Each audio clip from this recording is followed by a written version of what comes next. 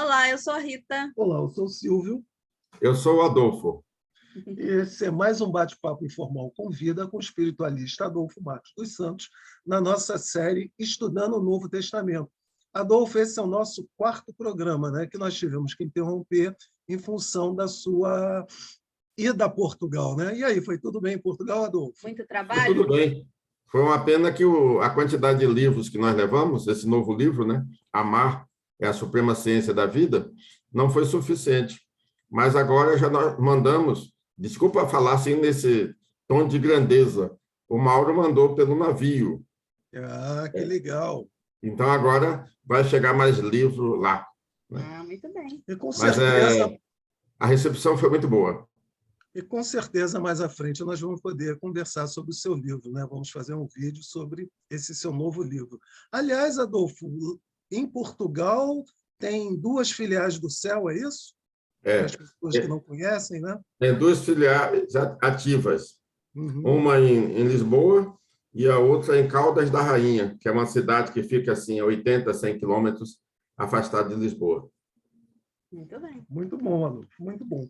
Então, Adolfo, vamos voltar, né, ao Novo Testamento, né, e falando dos milagres de Jesus. As curas de Jesus, né? Segundo João, a segunda cura de Jesus teria sido feita na própria Galileia.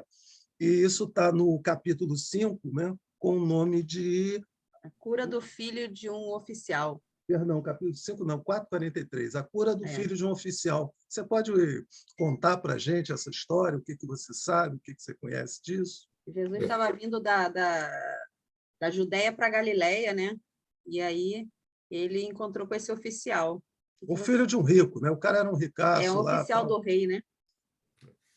A mensagem de Jesus, nós já conhecemos, né? Pelo menos uma boa parcela, ela não está restrita ao religioso, ao científico, ela não está restrita a nenhum pilar.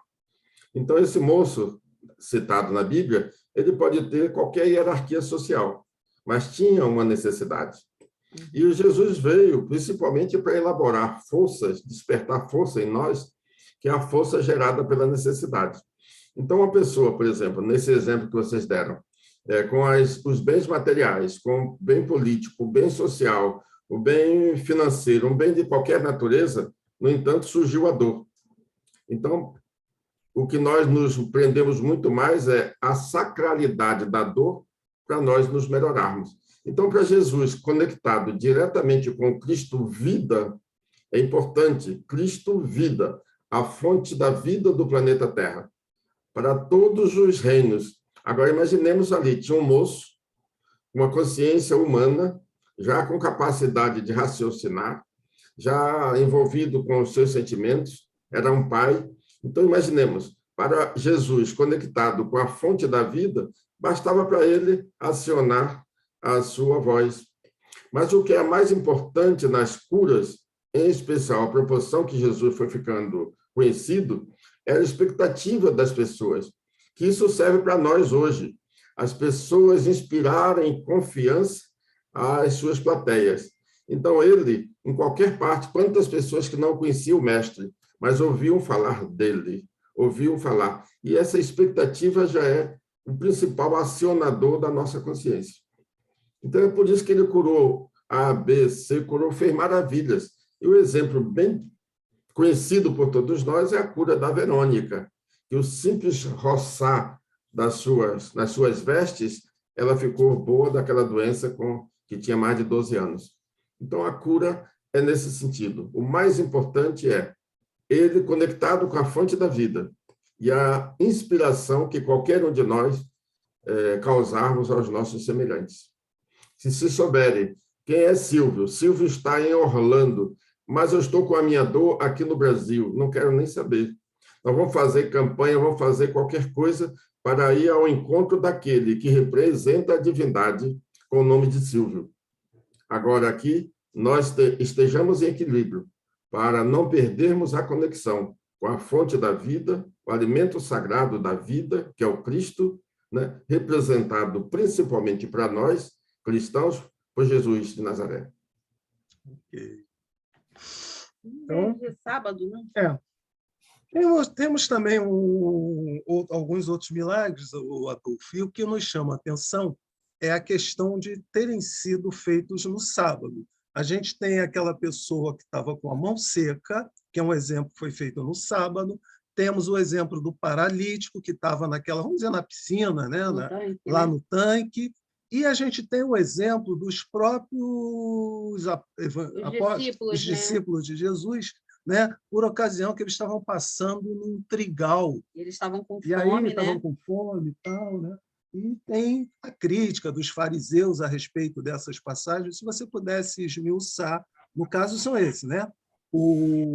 A cura no paralítico, o cara da mão seca e os próprios espigas lá, discípulos, e tudo a questão de ser sábado, a questão de Jesus se identificar como filho de Deus, né? E aí aquela rusga com os fariseus. Se você puder dissecar para a gente isso. Não, isso aí dá para nós sintetizarmos, digamos assim, porque não foram só essas curas. Aquilo ali é o que aqueles que elaboraram a Bíblia colocaram, que tinha muitos outros apontamentos que não foram colocados na Bíblia.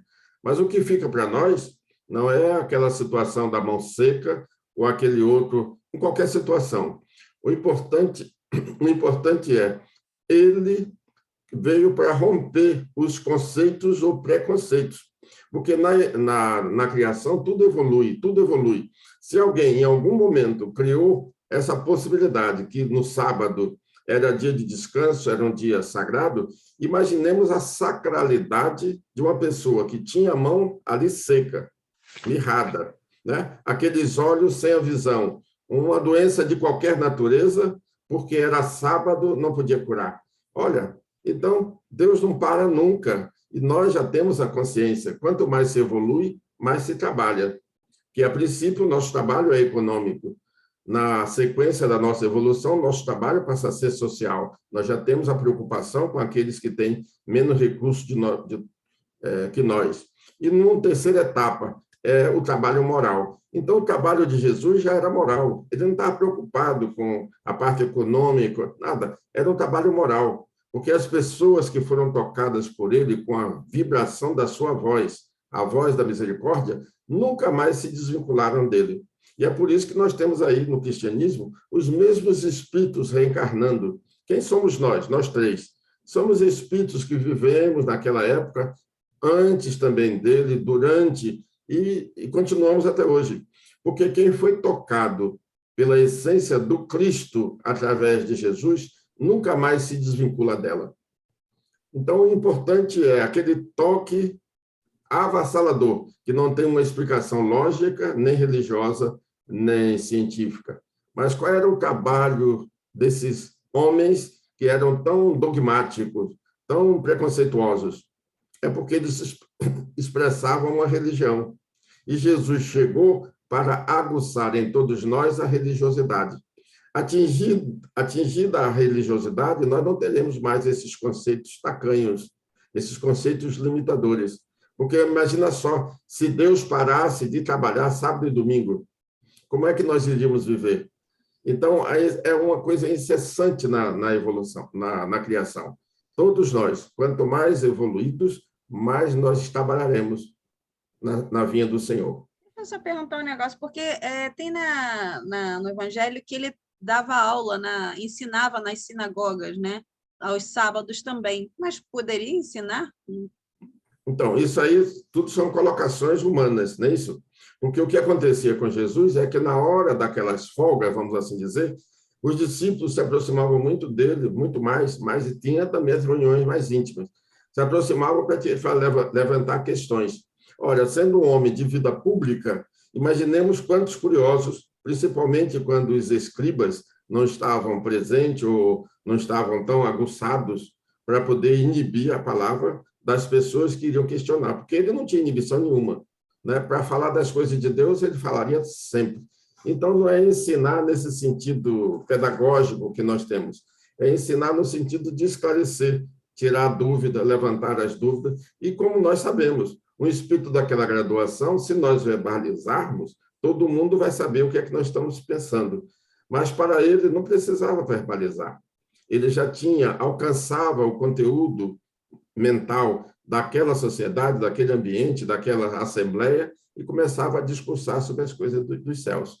Tanto é que nós temos aí a informação de que ele falava para os pescadores numa linguagem própria, para os agricultores, para os homens das letras. Então, ele alcançava o manancial mental daqueles grupos.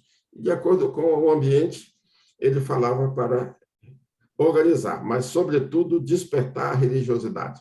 Que a religiosidade, alcançando a religiosidade, nós nunca mais seremos os mesmos, mas sempre admitindo que alcançar a religiosidade não tem um ponto final. Nós somos eternos e em eterna evolução. Só mais uma coisinha que eu queria perguntar a você, porque o fato dele ter feito essas curas no sábado, que era proibido, né, o trabalho para eles, isso, assim, a gente precisa tirar um ensinamento do Evangelho, né? Tudo que a gente lê, a gente precisa realmente também tirar um determinado ensinamento para a nossa vida prática, né? E de hoje, porque apesar disso ter acontecido muito tempo atrás, a gente ainda tem, mesmo assim, como, né, avaliar o que aconteceu. Então, ele quebrou uma regra, né? Claro que com o intuito de curar, de ajudar. Mas a gente pode através disso, pensar que nem toda regra ela deve ser seguida, porque se é uma regra que nós reconhecemos que há um grande erro ali, mesmo assim a gente precisa obedecer a essa regra, ou a gente também deve quebrar, contanto que a gente entenda, né, que aquilo ali está sendo maléfico. Imaginemos só, né, porque nós estamos falando de religião. Imaginemos só, se não tiver quem se antecipe, deixa eu desligar isso aqui, se não tiver quem se antecipe no tempo e na evolução, a sociedade ficaria estagnada. Então, ele veio, deu a sua mensagem, mas isso é uma constante universal. Ele veio representando a divindade, né? Aquele outro vem representando a ciência, aquele a filosofia. Se não tiver alguém para dar acréscimos, como é que nós vamos crescer? Então, essas regras são muito, digamos assim, castradoras das nossas aspirações.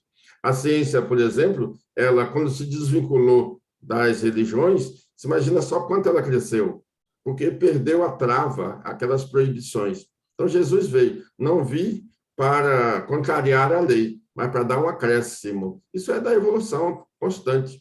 Quantas concepções nós tínhamos sobre a divindade e que hoje já é material que nem mais nos museus existem, já estão superados, já estão superados.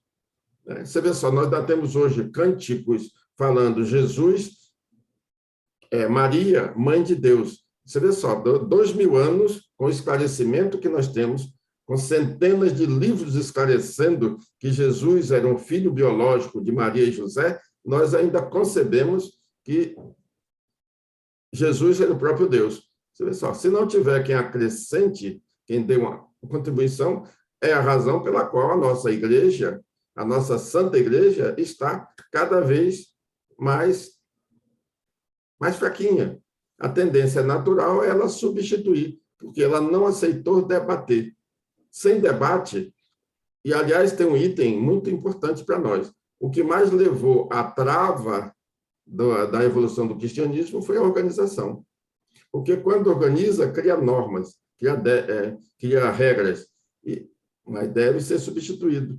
Então, na proposta dos adventos, o Silvestre pediu. Um item importante é que coloque tudo às claras e vamos debater, porque nós não somos donos da verdade. E todas as nossas verdades são temporárias. Nós estamos em eterna evolução. Como é que nós vamos conceber que uma verdade, né? Quantas coisas que hoje nós já temos, o esclarecimento científico, social, político, religioso, a teologia, imagina só, a teologia é universal. Agora, desde que os humanos que representem essas teologias abram espaço para, vamos substituir valores em função do nosso crescimento moral. Deixa eu insistir nessa questão, Adolfo, né? No caso do moço da mão seca, Jesus sempre fazia uso, né, talvez, de alguma situação lá do cotidiano para que as pessoas pudessem compreender o ensinamento que ele queria trazer. E, a despeito de você ter dito, né, que é necessário que surja alguém com uma ideia nova, tal, para que a sociedade possa dar um passo, a gente sabe que a questão do sábado, você poderia até explicar melhor para a gente, é uma coisa da lei mosaica, e era uma coisa centenária, né, para aquele povo, a obediência ao sábado. Então, surgir alguém que, em tese, vai fazer algo de bom, sem sombra de dúvida, mas num sábado, que era algo considerado sagrado, né, para toda aquela população, parece uma forma de subversão. Aí você poderia dizer para a gente qual foi o elemento que Jesus usou, no caso aí da pessoa da mão seca. Olha, né, se você tem um animal, tal, se ele cai num sábado, tal, você vai deixá-lo lá. Quer dizer, para a gente tentar entender até um pouco melhor isso, né? Não, mas é que faltou que esclarecesse a diferença entre Jesus, um ser angelical, e o Cristo, um ser arquiangélico. Então, se lá atrás nós não tivéssemos travado o desenvolvimento da mediunidade, possivelmente a nossa sociedade não estaria ainda comungando com essas inverdades como se fossem verdades absolutas. Então, a máxima da doutrina é que Jesus era médium do Cristo. Olha, se Cristo é a fonte alimentadora da vida do planeta em todos os reinos, qualquer parte do planeta que Jesus acionasse a sua vontade era aceita, porque ele não tinha mais a vaidade que nós somos portadores. Ele não tinha mais, ele queria aliviar a dor, ele queria representar a divindade, ele queria aguçar os nossos sentidos mais divinos. Então, quando ele falava, ou ele falou, no caso do exemplo que você deu, estende a tua mão, e a mão, de maneira tão mágica, tão mágica, tão mágica, foi refeita, imaginemos, não dá nem como nós concebermos se não tivesse o Cristo ali, o Cristo vida, o Cristo essência, o Cristo responsável pela emanação de tudo que a gente possa imaginar para a composição do nosso organismo. Então, só em nós concebermos o nosso organismo reflete a imagem da consciência criadora, isso já é maravilha. Então, o que é que nós já aprendemos? Nós somos partes não apartadas do Cristo. Quando se fala, olha, estenda as suas mãos, na verdade, imaginemos o estado mental, em função da história do próprio Jesus, naqueles poucos anos de vida, que aquele moço passou a ter, quando ele falou, estenda as tuas mãos, ou a tua mão. Olha, o Cristo presente, porque ele estava em ressonância com Jesus, ou Jesus em ressonância com ele, recompôs, olha, se o mineral, o vegetal, o animal, o racional, os nossos corpos, tudo advém do Cristo, imaginemos para recompor uma mão, até eu, se fosse médium do Cristo, faria. Não é para desmerecer a grandeza de Jesus, é só para despertar que aquela expectativa nobre que as pessoas tinham diante daquele humano, daquele ser biológico, daquele ser filho de um carpinteiro, tantos elementos humildes, mas, no entanto, a presença de Deus foi inquestionável. Então, é nesse sentido. Se nós tivermos aí, ontem, no trabalho da noite, nós sentimos, assim, no meu caso, senti muito a presença do Genaro. O Genaro chega com as duas mãos espalmadas, emitindo uma luz verde de altíssimo teor energético. Olha, imagina só, se ele vai ter mais condição de usar aquelas mãos que não seja para exaltar a vida e o autor da vida. Porque eu imagino que uma pessoa, sob a vibração de Genaro, ou São Genaro, ou São Januário, sentindo as suas mãos luminosas, mãos de luzes, mão de luz, para abençoar. Então, tem aquela mensagem do Silvestre, para nós estar muito atentos. Uma mão que abençoa. Aí ele fala, imagina só, Jesus, durante o seu período, ele nunca utilizou as suas mãos para agredir, para isso, para ameaçar, para nada. Porque as mãos que abençoam tem que ser uma mão com um polimento, com um estado energético, porque abençoar é se vincular àquele espírito, àquela pessoa para a eternidade. Tudo bem. Mas, Adolfo, eu vou continuar insistindo no meu ponto. Isso é muito bom. Não, porque, olha só, por mais que a gente entenda, aí você diz, Jesus era o médium do Cristo. Hoje, nos dias atuais, ainda é muito difícil para a maioria, talvez, da população do planeta ter esse entendimento. À época, sabíamos que existiam lá os fariseus, que era o grupo religioso dominante e tal. Eles também não tinham condições de ter esse entendimento sobre quem era Jesus. Então, era, de fato, muito difícil para eles entenderem isso. E quando Jesus dizia que era filho de Deus, né, que o que ele fazia não era ele que fazia, ele fazia porque estava conectado com Deus ou estava conectado com Cristo, nós temos que admitir que era algo difícil de ser absorvido. Você não concorda com isso? Então, mas acontece que tudo evolui em função do tempo, da época. Imaginemos hoje, 2000 anos depois de Jesus ter dado a mensagem, quantas pessoas ainda ignoram, mas ignoram e demonstram verbalizam a sua discordância com essas maravilhas espirituais que nós temos. Eu convivi com o Dr. Fritz, trabalhando com o médium Oscar, durante 4 anos. O que eu assisti, aquele espírito, com aquele canivete usado para tudo, fazendo cirurgias e cicatrizando como é que é?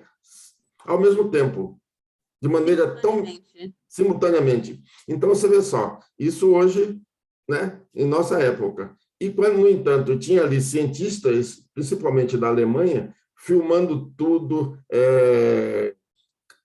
colhendo sangue antes, durante, depois da cirurgia, porque nós somos assim, ainda assim. Jesus veio para dar esse salto qualitativo na consciência humana. Nós nos desprendemos. E quem não aceita que Jesus era médium do Cristo, vai encontrar muito mais dificuldade ainda para aceitar que o Cristo é médium de Deus.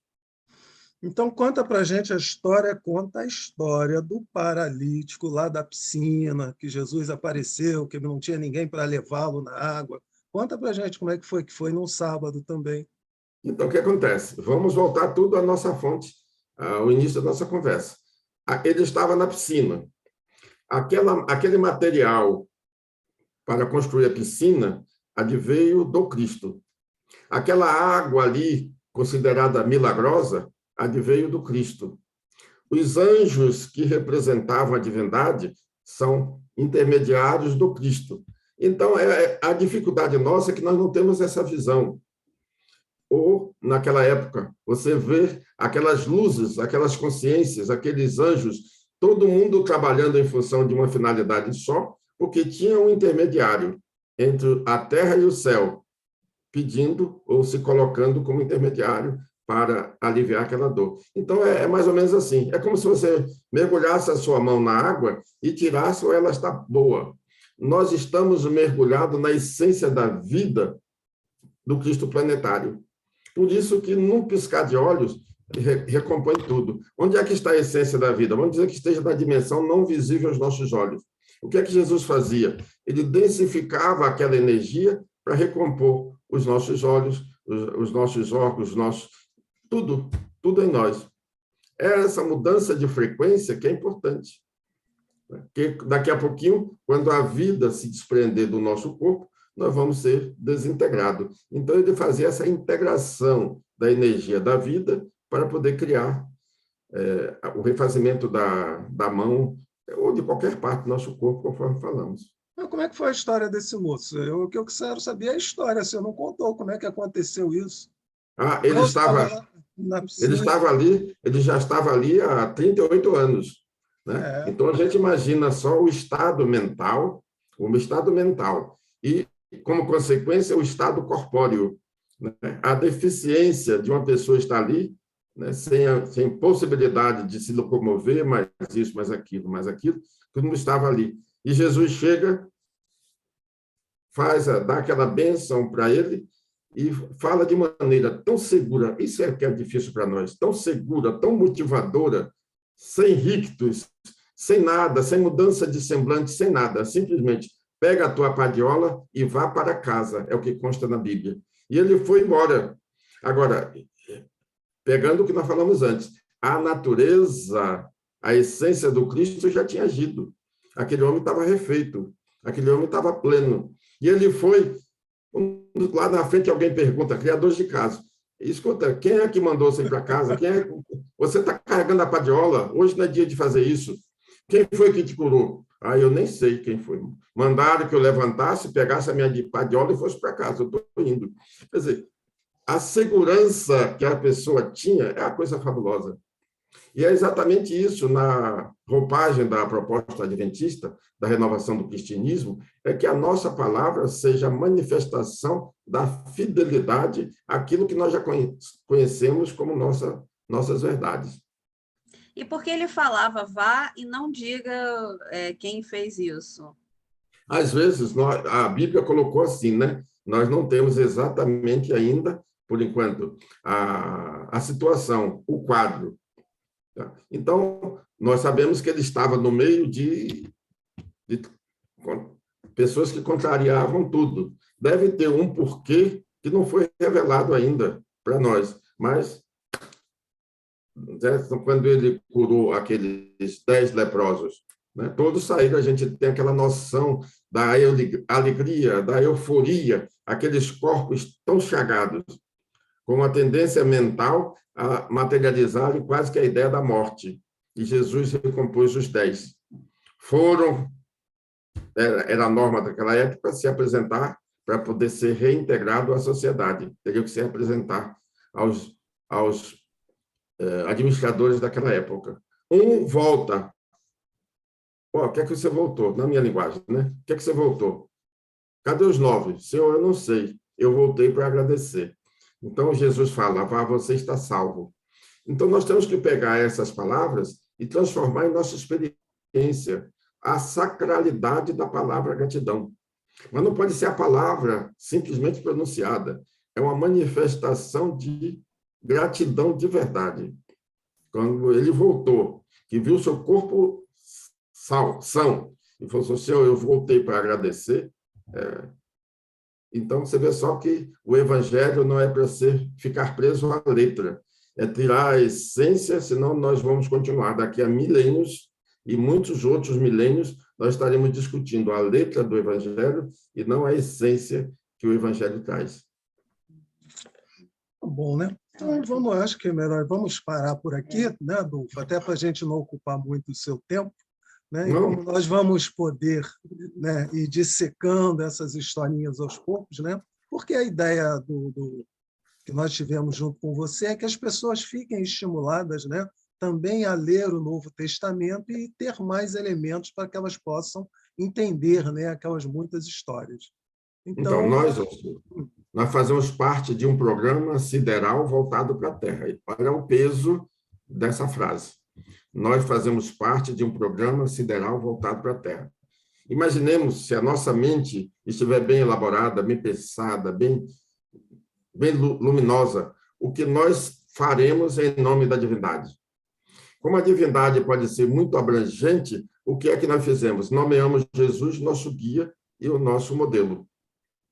Muito, como diz a Nete Guimarães, não é suficiente nomear Jesus seu guia e seu modelo. Temos que conhecer a sua história, os seus ensinamentos, para atingirmos essa graduação.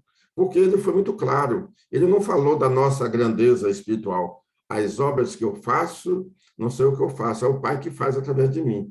As obras que eu faço, vocês poderão fazer tanto quanto, ou mais ainda. Você vê só, ele não falou, não, você que é melhor, você que é mais evoluído, nós poderemos.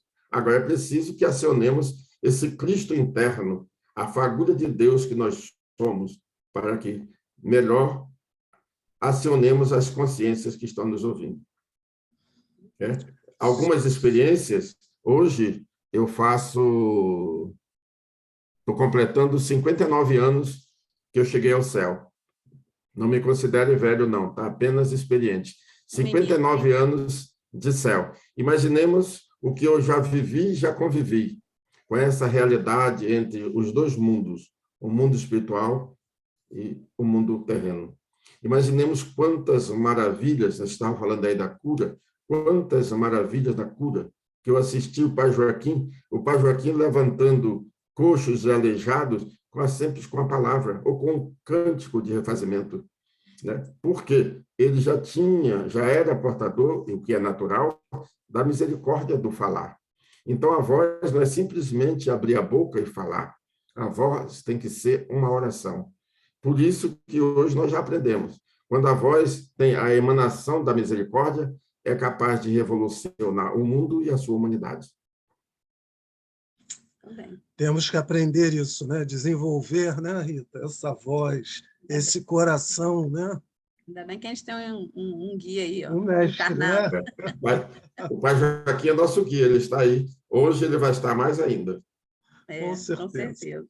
Então, tá. Então, gente, esse foi mais um bate-papo informal com vida, com o espiritualista Adolfo Marques dos Santos, né? Nós estamos estudando o Novo Testamento. Nesse momento, nós estamos falando dos milagres de Jesus.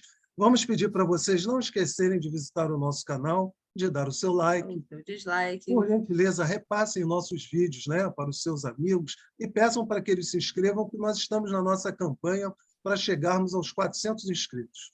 Adolfo, mais uma vez, muitíssimo obrigado pela sua... Ele vai mostrar alguma coisa ali, peraí. Muito obrigado pela sua gentileza. Ah, o livro Ó, novo. Aproveitando que vocês estão falando de cura, Você vai fazer não esqueçam de divulgar essa magnífica obra. Não, bota E nós- um pouquinho mais para você, para a gente poder ver. Isso, aí. Amar a Suprema Ciência da da vida. Amar. A suprema ciência da vida. é o livro Tá. novo, Então, né? Esse que você é. levou para Portugal. Isso. Esse aqui traz alguma coisa que nós chamamos de, em algumas situações, a medicina preventiva. Em algumas outras situações, nós falamos que é uma medicina holística, porque tem aqueles que já chegarão doentes. Então, tem que cuidar da alma para poder cuidar do corpo. E tem aqui o que nós chamamos medicina preventiva, e tem os itens que nós até já preparamos o material, que estamos chamando de bioenergia da misericórdia do falar. Imaginemos nós todos encarnados, por enquanto, encarnados, falando, eu sou Deus, eu sou vida, eu sou intermediário da vontade suprema, eu sou isso, eu sou aquilo, e agora eu assumi o que eu estou falando, para não ficarmos naquela fantasia, eu estou falando aquilo que eu não vivo. Então, o livro tem a bioenergia da misericórdia do falar. Ok, Adolfo. Mais uma vez, muitíssimo obrigado, Adolfo. Uma ótima semana e muito sucesso nesse livro novo, se Deus quiser. Isso aí. Valeu, Adolfo. Valeu, Obrigada, tá? pessoal. Tudo de bom. Orem por mim, principalmente hoje, para ver se eu fico simpático igual a vocês, com esse sorriso lindo. Valeu, Adolfo. Muitíssimo Fica com obrigado. Deus. Um ótimo dia. Tudo de bom. Tchau, Saúde e pessoal. paz, Adolfo. Tudo de bom. Pessoal, lá, Tchau, visitem nosso canal, deem o seu like. Valeu, Vamos lá. tchau. Inscreva-se.